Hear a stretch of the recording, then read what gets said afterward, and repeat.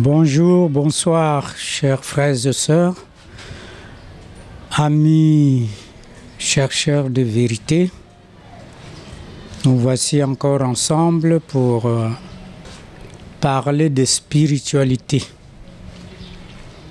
Comme je ne cesserai de le dire, il n'y a pas de spiritualité africaine, ni européenne, ni asiatique, ni américaine, ni sud-américaine, mais il y a seulement le développement de l'âme pour la divinité que nous avons perdue. Donc nous devons la retrouver et c'est par la spiritualité que nous la retrouvons, en purifiant notre corps, en servant les autres, en vivant dans l'amour du prochain, en partageant avec joie ce que nous avons. Et nous avons dit aussi, tout en vivant cette spiritualité, nous sommes en train de nous protéger. Et si nous mettons en pratique ces choses élémentaires liées à la pureté du corps, de pensée, de nos désirs, de nos émotions. On a de plus en plus des émotions positives, des pensées positives, et nous faisons un effort pour améliorer la pureté physique. Alors, par une bonne alimentation, bien sûr, c'est déjà un grand pas. Et quand nous ajoutons à cela la répétition de pensées élevées, on peut se référer dans le passage biblique pour avoir la répétition de ces pensées, tel que l'évangile de Jean, l'évangile de Jean, chapitre 1, versets 1 à 5. Au commencement était la parole, et la parole était avec Dieu, et la parole était Dieu. Tout était au commencement avec Dieu. Rien de ce qui a été fait n'a été fait sans elle, et en elle il y avait la vie. Voyez? Et vous allez jusqu'à la fin du 5e verset. Donc, en répétant ça, ça va nettoyer votre corps de vie, le corps éthérique, dans ces 4 terres dont nous avons étudié longuement. Mais on doit toujours répéter pour une meilleure assimilation, parce que rien ne peut se fixer au cerveau si ça n'a pas été répété régulièrement, avec compréhension. Et les savoirs essentiels se fixent au cerveau à ce moment-là. Donc, nous avançons, mais le Christ nous a dit, soyez prudents, voyez, comme des serpents, et doux comme des colombes. Donc nous devons améliorer notre manière de parler, éviter l'insolence, éviter tout ce qui est dénigrement de l'autre. Même si vous avez raison de le faire, mais ce n'est pas bien, parce qu'en le faisant, vous rentrez seulement dans les plans inférieurs du monde du désir. Et c'est comme si vous vous poignardez vous-même en prononçant de mauvaises paroles. Ça baisse votre force en tant qu'enfant de Dieu. Votre vibration baisse et vous devenez victime des esprits impurs qui sont dans cette région inférieure du monde du désir, donc le monde astral inférieur. où règne cette force de répulsion. Voilà.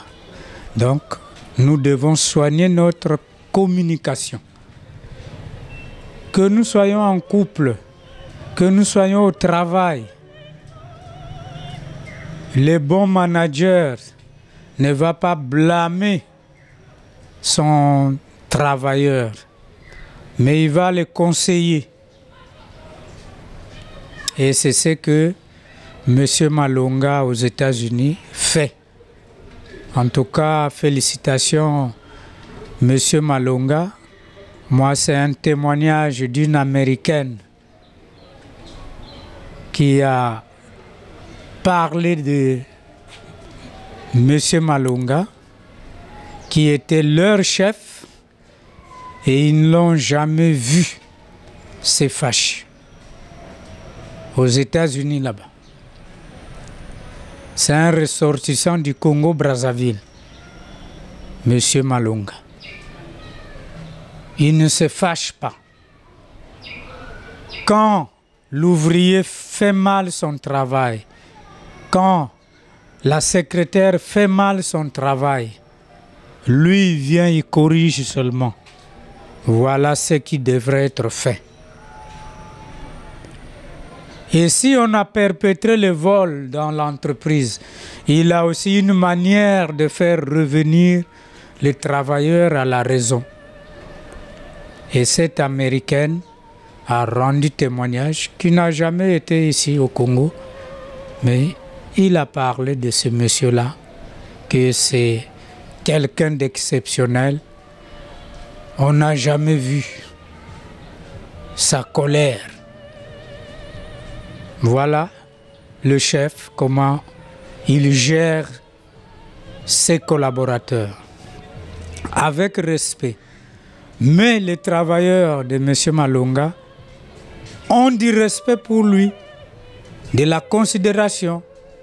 Quand il est là, ils sentent que le chef est là.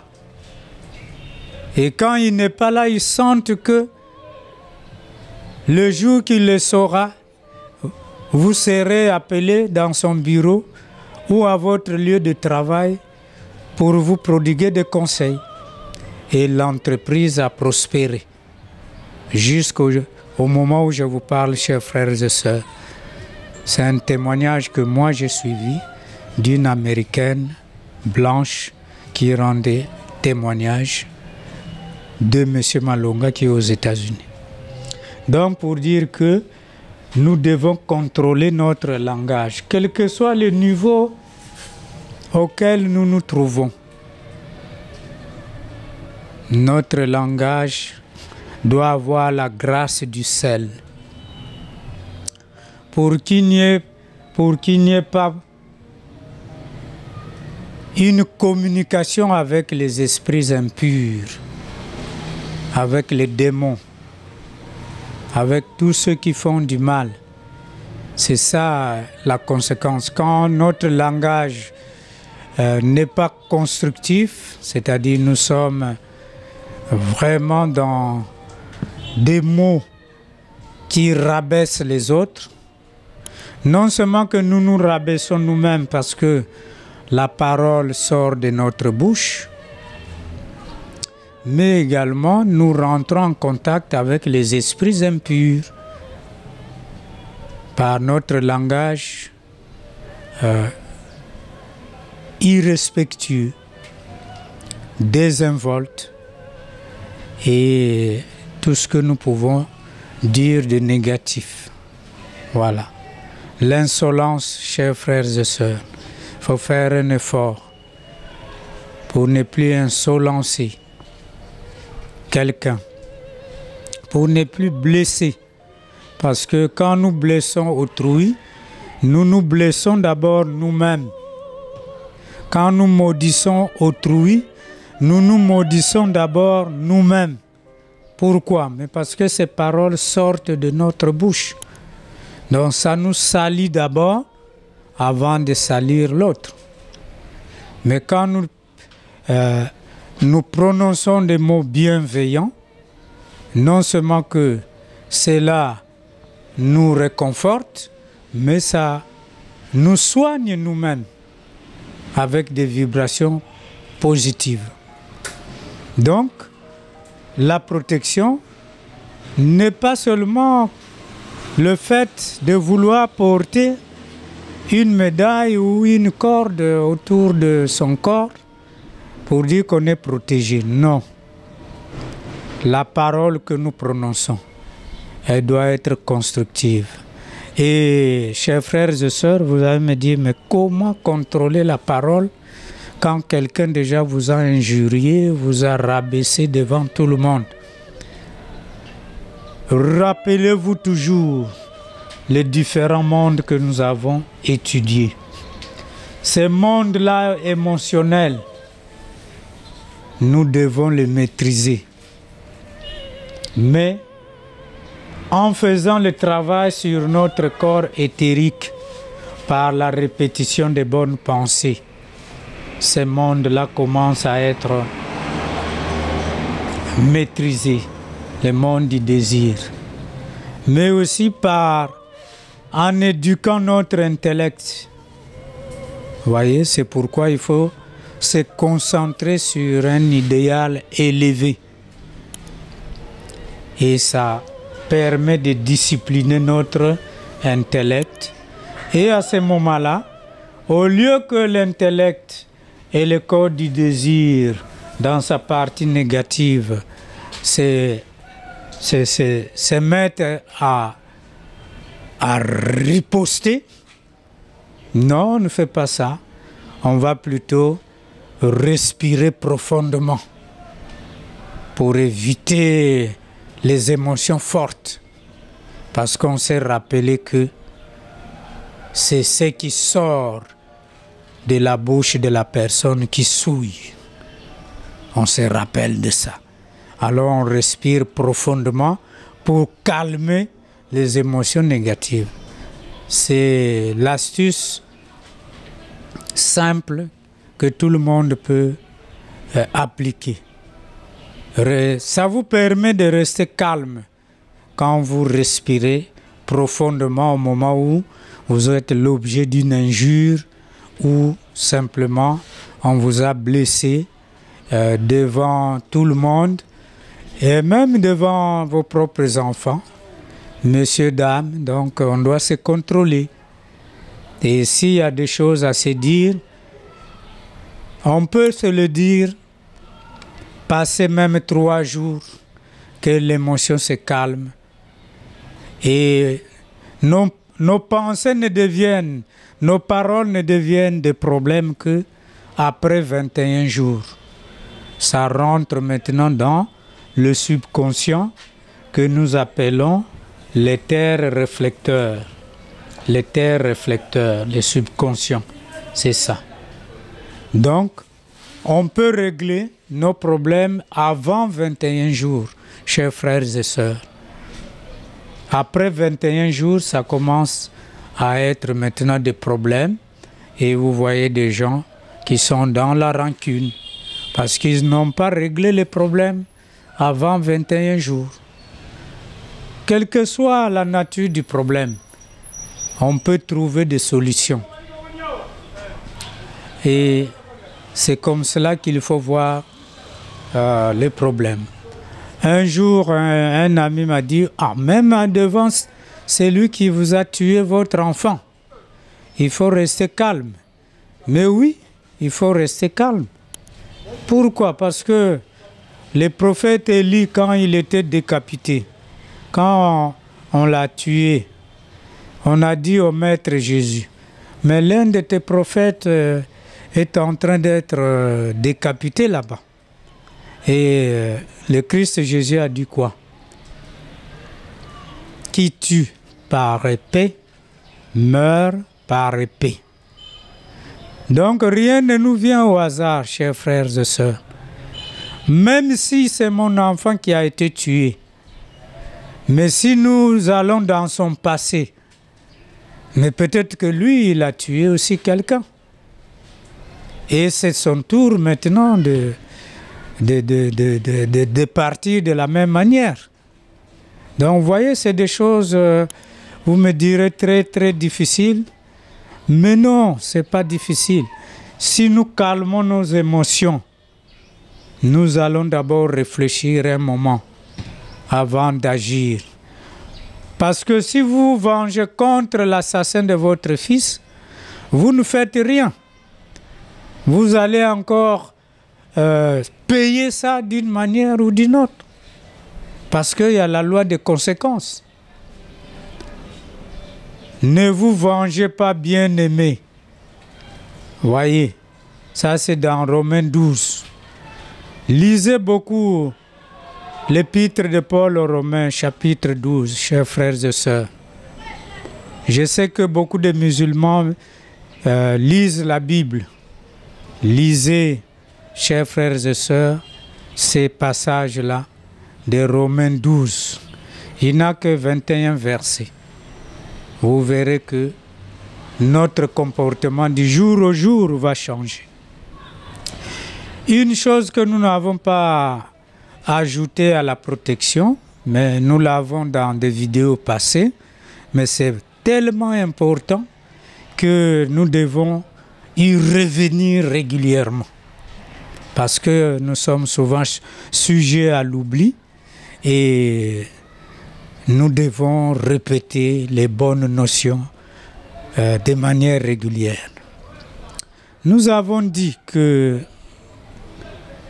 un récipient souillé, un verre sale, une assiette sale ne peut pas contenir une nourriture propre.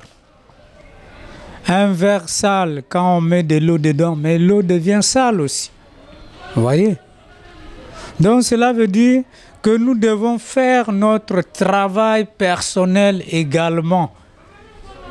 Si nous voulons que la spiritualité devienne une réalité dans notre vie, nous devons également faire en sorte que nous soyons capables de nous nettoyer. C'est vrai, ce que nous avons dit nous nettoie le corps éthérique, calme les émotions négatives, nous rehaussons les émotions positives pour devenir de meilleurs serviteurs. Ça c'est vrai, mais il y a une chose que nous devons faire, c'est-à-dire éliminer le mal en nous. Éliminer le mal en nous. Et c'est très important d'éliminer le mal en nous. Comment? Parce que de nouvelles notions, pour qu'elles s'asseyent en nous, on doit sortir ce qui est mauvais. On doit sortir ce qui est mauvais. Et comment on fait?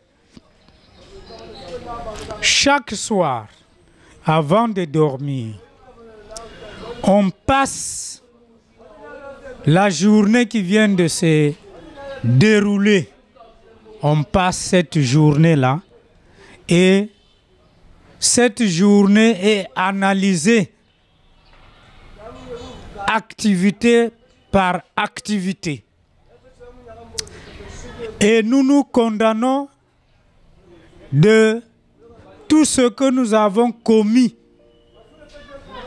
de mauvais. Par exemple, on a insolencé un frère ou une sœur. On a injurié. Voyez? On a rabaissé la personne devant ses enfants, ou ses frères et sœurs, ou simplement devant ses collègues. Et pourquoi pas devant des inconnus. Et on revoit cette scène-là, le soir. Et on se condamne d'avoir commis un acte comme ça. Et tous les actes, on les passe. Mais le passage se fait du dernier acte de la soirée jusqu'au premier acte de la journée. Et en se condamnant devant cet acte, on se juge et finalement, on va commencer à se sentir responsable des uns et des autres. Mais ça ne s'arrête pas là.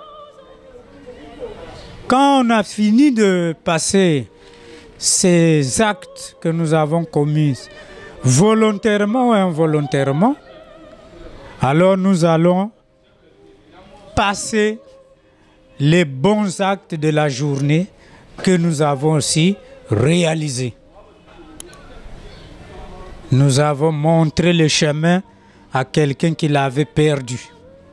Ah, mais tiens, la rue Bakota, oui, mais vous n'êtes pas loin d'ici. Allez dans la 3e rue, c'est la rue Bakota. Et pourtant, vous êtes passé, hein? Mais attention, il y a ceux qui ne peuvent pas le faire. Ils vont te dire, non, je suis pressé. Vraiment, je n'ai pas le temps. Voilà. Et pourtant, tout le monde peut le faire. Prendre ne fût-ce qu'une minute pour orienter un passager. Et moi, j'ai vu à Cotonou des simples citoyens qui régularisent la circulation comme les policiers le font dans tous les pays du monde. Mais là-bas, c'est les simples citoyens. Ils constatent qu'il y a l'embouteillage. Et le voilà qui régularise la situation. Et quand tous les véhicules passent au carrefour, tout est maintenant possible, ça passe le plus simplement possible. Le voilà qui s'en va. Ça, c'est à Cotonou. Tu verras rarement des forces de l'ordre en tenue, sauf peut-être quand ils montent la garde dans un site donné, mais pas dans la rue. Donc, nous pouvons être serviables sans nécessairement parler de l'argent, du bien matériel, mais nous servons avec joie, avec tendresse, avec amour. C'est ça le meilleur service. Et si nous avons la possibilité de donner du matériel ou de l'argent à celui qui nous sollicite, faisons-le avec joie, avec gaieté, avec amour. Et ces actes vont faire en sorte que, quand nous les revoyons la nuit, nous regardons la joie ressentie par les bénéficiaires, et nous, ça nous fait plaisir d'avoir aidé quelqu'un qui était dans le besoin. Il a résolu un problème. 1 minute seulement d'utilisation de votre téléphone. Parce que lui n'a plus d'unité, il se rend compte à ce moment-là qu'il n'a plus d'unité. Et vous lui dites, ben, passez votre coup de fil, alors que c'était très, très, très important. Chers frères et sœurs, c'est vraiment à notre portée. Je vais vous donner un autre cas de service simple. Un patron, sans le dire, est allé à l'aéroport international de Maya-Maya, ici à Brazzaville. Il voulait expédier une lettre parce que c'était d'urgence. Et il a trouvé parmi les passagers une jeune femme qui allait à Pointe-Noire. Et il lui a remis la lettre. Est-ce que vous pouvez aller remettre cette lettre à monsieur un tel, à tel endroit? La jeune femme a dit, avec plaisir, monsieur. Merci beaucoup. Et elle a remis cette lettre-là, ne sachant pas que l'expéditeur était le grand chef d'une entreprise ici à Brazzaville. Et finalement, le contenu de cette lettre faisait que l'entreprise puisse gagner un marché important à Pointe-Noire. Et ça a été réalisé. Mais ce patron-là a rappelé cette jeune femme quelques mois après, non seulement que l'a récompensée d'une manière ou d'une autre, mais comme elle était au chômage, cette jeune femme a gagné un poste de secrétaire de direction dans une entreprise ici à Brazzaville pour avoir bien fait. Mais elle avait déjà oublié qu'elle avait posé un acte louable d'une grande portée. Donc, chers frères et sœurs, soyons prompts au service. Servons avec joie, avec amour, avec enthousiasme, avec empressement. Ne soyons pas lourds, nonchalants, lents dans les mouvements, non. Soyons prompts. Pourquoi pas moi? Je peux le faire aussi. N'attendez pas que les autres fassent le travail à votre place, parce que vous allez reculer. Et les services que nous rendons avec amour vont faire briller les deux éthers supérieurs pour construire le vêtement d'or nuptial dont nous avons parlé incessamment. Et c'est pendant que nous reconnaissons ce service, quand nous sommes en train de revoir notre activité de la journée. Et en faisant ainsi, une frontière va s'établir entre le mal que vous étiez en train de commettre régulièrement et le bien. Et vous allez sentir par vous-même, si vous faites ça régulièrement, que vous devenez de plus en plus lourd pour agir en mal. Et parfois même quand quelqu'un vous injurie, vous avez l'impression qu'on ne s'adresse pas à vous. Votre calme devient légendaire. Parce que justement, le mal commence à vous quitter. Vous le repoussez consciemment avant votre sommeil. Et c'est ça, chers frères et sœurs, cet avantage de se juger chaque soir avant de dormir. Restez seulement calme, allongez-vous dans votre lit. En tout cas, vous avez rempli vos obligations plutôt en tant qu'époux ou épouse. Et vous faites maintenant votre exercice tranquillement pendant que l'autre ronfle. Vous faites votre exercice tranquillement. Ça ne vous empêche pas de remplir vos devoirs d'époux ou d'épouse. Ce n'est pas un prétexte pour dire j'ai à revoir mes activités du jour. Laissez-moi tranquille. Non. Remplissez vos devoirs. Et c'est comme ça que le couple deviendra fort, parce que si vous étiez insolente, vous verrez que votre insolence va se dissoudre dans la nature et de vous devenir une femme gentille, pleine de douceur et de tendresse. Rien que par cet exercice-là. Mais cet exercice va vous donner aussi la possibilité d'anticiper sur les activités. Vous allez toujours être en avance sur les autres parce que vous ressentez la vérité avant tout le monde et vous commencez à agir. Les autres vont vous condamner parce qu'ils ne connaissent pas pourquoi vous agissez toujours ainsi. Avant que tout le monde n'adhère, vous avez déjà initié la chose. Mais oui, ça devient un mode de vie pour vous.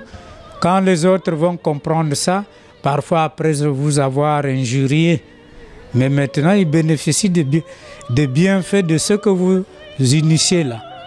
Ah tiens, mais c'était quand même important, mais on ne savait pas. Oui, l'anticipation sera votre manière de faire. Et vous allez voir aussi que malgré le temps qui passe, si vous faites cet exercice, vous allez remarquer que vos cellules, votre mémoire, votre cerveau devient souple et vous retenez les choses le plus simplement possible parce que ce qui encombrait votre cerveau est en train de partir et le cerveau devient vraiment un organe qui capte une seule fois et qui se rappelle de tout avec précision, avec, comme on dit, avec beaucoup de lumière, beaucoup de clarté dans les idées et les conclusions sont toujours bien tenues. Donc pour dire que votre capacité d'analyse sera améliorée, quel que soit le temps qui passe. Vous verrez que pour les personnes âgées qui font cet exercice, il n'y a plus de trou de mémoire. C'est un enchaînement logique des idées. Et c'est ça que nous disons ce soir pour que vous vous rappelez toujours que c'est le meilleur exercice en spiritualité qui nous permet d'avancer avec douceur, avec qualité, avec bonté et avec bienveillance. Quelqu'un va vous dénigrer, vous aurez l'impression de n'avoir rien vu.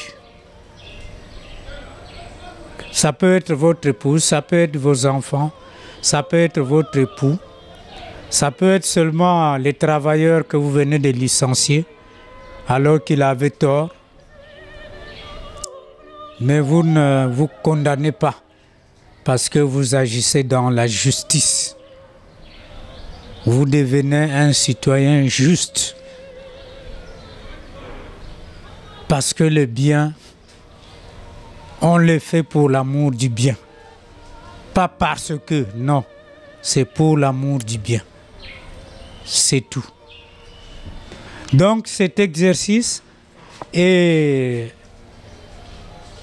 partie de la protection que nous devons entretenir chaque jour, chaque soir avant de dormir. Et vous verrez même que certains actes, certaines initiatives que nous prenions à l'époque de manière emportée, on commence à réfléchir avant d'agir. Il y a un frein.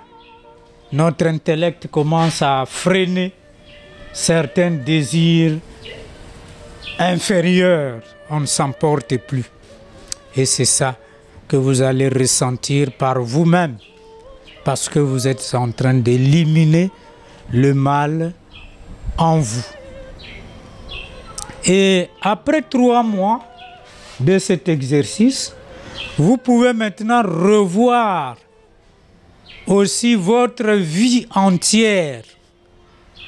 Votre vie entière. Comptez seulement 3 mois pendant que vous exécutez ces jugements personnels. Comptez 3 mois et après 3 mois, vous allez entreprendre le jugement général, on va dire. Le jugement général pour que vous éliminez de votre passé tous les fardeaux. Tous les fardeaux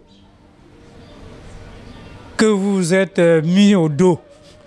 Et entre vos deux mains, la main gauche et la main droite portent tous ces fardeaux-là et votre sac à dos-là. Vous avez la haine dedans, la jalousie, la méchanceté, la rancune, la colère, toutes ces choses-là. La liste est longue. Mais en faisant ça, vous pouvez revoir maintenant le passé. Toujours en commençant par les actes récents, parce que la mémoire s'en souvient encore, c'est encore frais. Et on se condamne du jour où on a commencé à faire ce travail, comment on a vécu, jusqu'à ce que nous revenons à notre tendre enfance, en tout cas avant 14 ans. C'est-à-dire, je veux dire, quand on avait 15 ans, par exemple, 16 ans, parce que ceux qui ont 14 ans et moins ne sont pas responsables de ce qu'ils font. Rien ne s'inscrit dans leur éther réflecteur. Rien. Ils ne sont pas responsables. C'est pourquoi les tribunaux pour enfants ne condamnent pas avec rigueur, mais c'est une rééducation. Peut-être que l'enfant a passé une enfance douloureuse et à ce tribunal-là, c'est vraiment une rééducation. Mais c'est à partir de 15 ans et au-delà que nous commençons à être pécheurs. Ça commence à s'inscrire dans le livre de Dieu que nous appelons l'éther réflecteur. C'est la mémoire subconsciente en philosophie classique. L'éther réflecteur. Donc, pour dire, chers frères et sœurs, que c'est important de revoir notre vie, nous nous condamnons de tous les actes. Peu importe si on a volé, si on a assassiné, si on a je ne sais pas quoi. Vous voyez, vous ressentez ces poids-là avec vous. Vous avez fait des actes qui jusqu'à aujourd'hui vous rendent lourd. Et quand on vous appelle, vous avez toujours l'impression que la lourdeur est là. Et ceux qui ne savent pas se posent même la question, mais pourquoi il est toujours comme ça? Il est toujours absent en lui-même. Voilà, donc il faut effacer tout ça. Mais ça se fait par écrit. Vous devez, ces jours-là, en une journée, ou peut-être en 2-3 heures, je ne sais pas, ça dépend de l'ampleur des dégâts que vous avez commis dans le passé. Et donc, vous revoyez, mais en écrivant, vous écrivez, j'ai fait ceci, tel jour, j'ai menti, et ça a donné des conséquences graves parce que, et vous revoyez tout ça. En tout cas, les actes dont vous vous rappelez, c'est toujours frais dans votre mémoire. C'est comme si c'est aujourd'hui seulement, alors qu'il y a 30 ans, il y a 40 ans, il y a 60 ans, ainsi de suite. Donc, tant que nous sommes en vie, chers frères et sœurs, faites ce travail. C'est bénéfique pour vous-même et pour votre entourage, tant professionnel, familial, amitié et tout ce que nous pouvons citer comme entourage. Et ça va effacer, en tout cas les remords que vous allez ressentir vont effacer ces passés-là dans l'éther réflecteur et vous repartez d'un pas nouveau, léger. Et vous verrez vous-même que votre vie va changer. Vous ne parlerez plus de malchance parce que vous trouverez sur vos passages les gens bienveillants qui vont vous écouter avec attention. Et peut-être celui-là, c'est un grand patron de la place, habillé en simple citoyen. Il va vous dire, mais passez chez moi tel jour, venez me voir.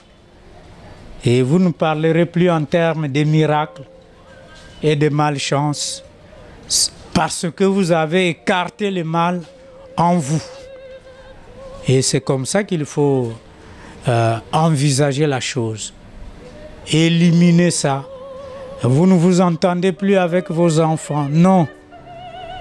Madame, monsieur, faites une réconciliation intérieure et vous allez voir ce qui va se passer. Mais toujours est-il que si vous voulez encore cette protection, vous devez toujours, nous avons dit, vous entourer de la lumière blanche autour de vous. Et nous avons donné le cas de soudeur qui soude la nuit, qu'il imagine cette lumière-là.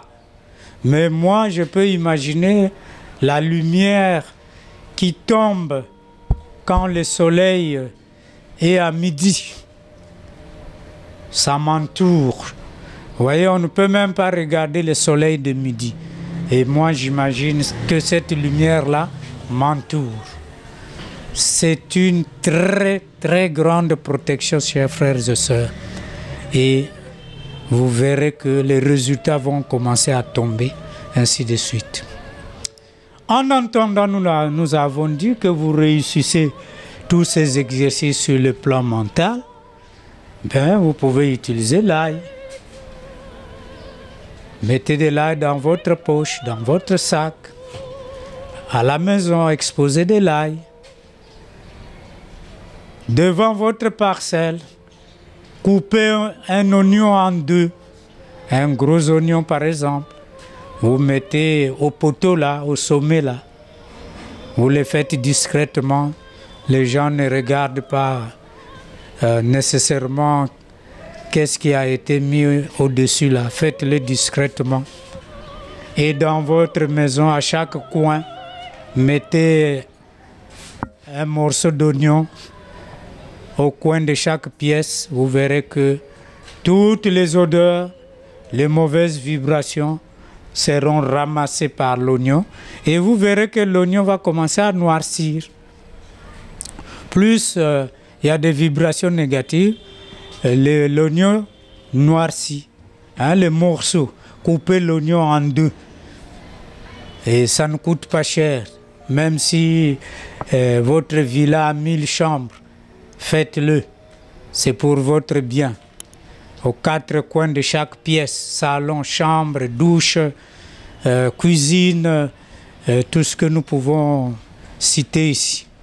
Portez du charbon avec vous ou dans votre sac. Le charbon, c'est un absorbant des vibrations négatives et éloigne les vibrations, attire aussi les vibrations positives. Et un professeur qui est docteur en chimie minérale, en tout cas le professeur Bibila Claude, m'a expliqué pourquoi le charbon est ainsi. Même si on l'a écrasé, tamisé, il devient une poudre.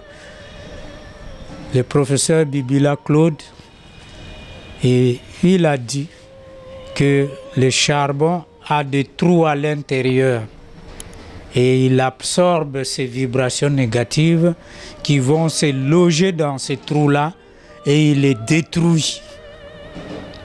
C'est comme ça que si vous avez mal mangé, vous avez été dans une situation où vous avez mangé de nourriture pas trop bien, on ne va pas prononcer les mots, et immédiatement manger du charbon, ça neutralise tout ça. En tout cas, avant 6 heures, Si vous avez avalé un liquide empoisonné, une nourriture empoisonnée, parce que l'enfant a commis l'erreur, il a confondu l'eau au pétrole, immédiatement, vous lui donnez du charbon, ça va neutraliser tout ça. Et au-delà de ça, il y a la protection. Les petits enfants qui vont à l'école, mettez un morceau de charbon dans leur sac. Ça fait quoi? Ils vont rencontrer beaucoup d'enfants dans une salle de classe, on ne sait pas qui est qui. Pourquoi voulez-vous être victime tout le temps? Alors que la nature nous a donné des choses simples pour nous protéger. Vous voyez, donc l'ail, le charbon, l'oignon, tout ça, ça peut nous aider. Et purifions toujours notre sang avec du citron, des jus de citron dans l'eau tiède chaque matin. Un petit verre, c'est quand même bien. Vous verrez que le sang pur se comporte comme un ventilateur en marche, en 3e vitesse. Ce que nous appelons les vibrations. Donc voilà, chers frères et sœurs, concernant notre partie liée à la protection, et n'oubliez pas d'améliorer votre alimentation. Ça va mettre la frontière. Si vous mangez végétal régulièrement, en tout cas vous contrebalancez votre nourriture, plus de végétaux, moins d'aliments qui contiennent du sang, et peut-être plus tard vous devenez végétarien ou végétalien ou vegan, alors à ce moment-là, c'est parfait quoi. Mais on y va petit à petit parce que le corps était habitué. Si vous le brutalisez, il va réagir et vous verrez que vous aurez des chutes. Vous avez bien commencé, mais après vous revenez à l'ancienne façon de manger et vous n'allez plus vous en débarrasser. Donc on y va doucement, doucement seulement. Et c'est ça. Donc nous arrêtons là pour cette communication. Ce n'est qu'une révision puisque nous l'avons déjà dit, mais peut-être avec des mots différents aujourd'hui. Donc, si vous avez des questionnements, nous sommes à votre disposition. Soyez toujours patients parce que vous êtes nombreux à poser des questions et parfois WhatsApp et tout ce que nous connaissons, vous avez déjà été classé vers le fond alors que vous étiez en début de page parce que d'autres ont posé aussi des questions. Donc quand je revois tout ça, ça peut toujours prendre un petit moment, mais j'ai le temps de répondre par écrit de manière vocale. On a toujours un petit moment pour aider. C'est ça la vie. Donc, merci beaucoup et tous nos encouragements nous parviennent et vos encouragements nous réconfortent. Vraiment, nous en sommes très reconnaissants. Ariel, Jimmy, Hervé Nzongo et moi, Difrim Basungama, nous vous remercions et à la prochaine occasion.